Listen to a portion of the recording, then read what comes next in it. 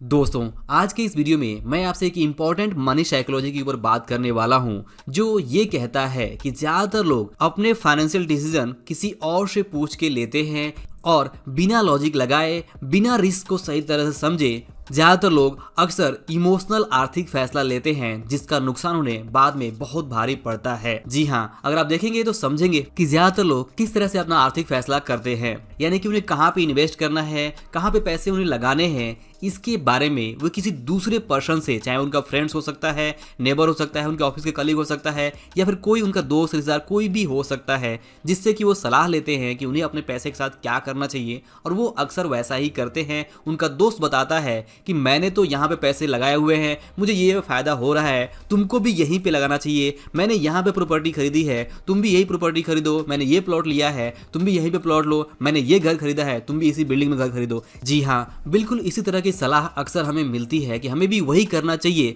जो हमारे दोस्त या रिश्तेदार कर रहे हैं, और हम भी अक्सर इमोशनली वहां पे बिना अपनी सिचुएशन को समझे, बिना रिस्क को समझे, बिना लॉजिक लगाए वही करते हैं जो ज्यादातर लोग हमसे कहते हैं, और हम अपना पैसा लगा देते हैं। और जब हम इस तरह से बिना दिमाग लगाए, बिना रिस्क को समझे अगर पैसा लगाते हैं, तो अक्सर बाद में यही होता है कि हमें पछताना पड़ता है। अक्सर हम इस तरह की इमोशनल आर्थिक फैसलों में फंस जाते हैं, ट्रैप हो जाते हैं। अब अगर यहाँ पे बात करें कि हमारे जो आसपास लोग होते हैं, जो दोस्त रिश्तेदार होते हैं, ऑफिस कलीग होते हैं, या जो भी जिसको भी हम मानते हैं, जहां से हमें सलाह मिलती है कि हमें अपना पैसा यहाँ पे लगाना चाहिए, यहीं पे प्लॉट खरीदना चाहिए, या फिर वो घर खरीदना चाहिए, इस तरह की जो बातें होती हैं, तो वहां पे वो जो हमारे दोस्त होते हैं वो हमें फोर्स क्यों करते हैं, हमें वहीं पे अपना पैसा लगाने के लिए क्यों बोलते हैं जहां पे उन्होंने लगाया होता है। तो इसके पीछे सिंपल एक रीजन है कि वो अपना जो फैमिली रिलेशन है वो मेंटेन करना चाहते हैं, जो भी हमारा उनसे रिलेशन है उसको चाहते हैं कि हम साथ में रहेंगे तो हम ज्यादा खुश रहेंगे। ये है इमोशनल पार्ट। बट अगर आप ध्यान से देखें तो अगर उन्होंने भी ज्यादा रिसर्च नहीं किया, ज्यादा लॉजिक नहीं लगाया, बिना रिस्क को समझे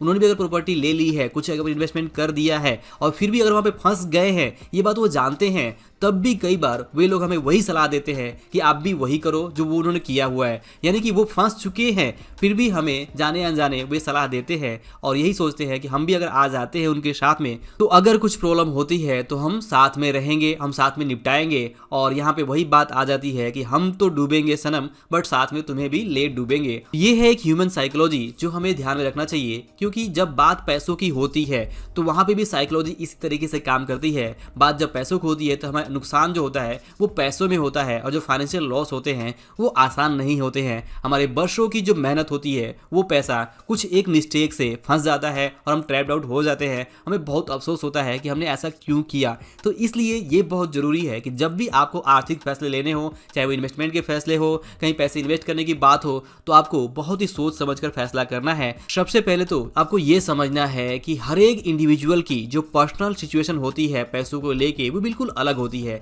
आपकी सिचुएशन अलग है, आपकी इनकम अलग है, आपके खर्चे अलग है, और वहीं पे आपके दोस्त की इनकम अलग है, उसके खर्चे अलग है, उसकी सिचुएशन अलग है, उसकी लाइफ के गोल्स अलग है, आपके गोल्स अलग हैं, आप कुछ और चाहते हैं, वो कुछ और चाहता है। तो इस तरह से बहुत सारी चीज़ें होती हैं जो आपको ध्यान में रखनी होती है, और अपने फाइनेंशियल गोल, अपनी फाइनेंशियल सिचुएशन को समझते हुए ही जहाँ पे भी आप इन्वेस्ट करना चाहते हैं वहाँ पे क्या रिस्क है, किस तरह से चीज़ें काम करती हैं, क्या फ़ायदा है, क्या नुकसान है, ये सारी बातें समझ कर ही आपको कोई भी आर्थिक फैसला लेना चाहिए। ऐसा नहीं कि आपको कोई आर्थिक फैसला लेना है और आपने अपने दोस्त से डिस्कस किया, अपने रिश्तेदार से डिस्कस किया, और आपने वही चीज़ कर दिया जो उन्होंने बताया, तो बाद में आपका जो फंसना है वो लगभग तय ही है। तो इस तरह की गलती ना हो, आप किसी फाइनेंशियल ट्रैप में ना फंसे, आपको फाइनेंशियल लॉस ना हो, आप ये अफसोस ना करें कि आपने पहले क्यों नहीं सोचा। तो इसके लिए ज़रूरी है कि आप पहले ही सोचें, समझें, अपने सिचुएशन के अकॉर्डिंग फैसला लें, ना कि इमोशनल फैसला लें। तो ये है इस वीडियो का लेसन कि आपको इमोशनली फैसला नहीं लेना है, आपको सोशल प्रेशर में कोई काम नहीं करना है, आपको सिंपली अपने सिचुएशन के अकॉर्डिंग ही कोई भी फाइनेंशियल डिसीजन लेना है, चाहे वो इन्वेस्टमेंट का मामला हो या पैसे से जुड़ा हुआ कोई भी मामला हो। तो दोस्तों, आई होप कि आपको ये जो वीडियो है आपके लिए हेल्पफुल रहा होगा। वीडियो अगर काम का लगा हो, पसंद आया हो, तो इसे लाइक और शेयर जरूर करें। अंत में इस वीडियो को देखने के लिए और हमारे साथ जुड़ने के लिए आपका दिल से बहुत बहुत धन्यवाद।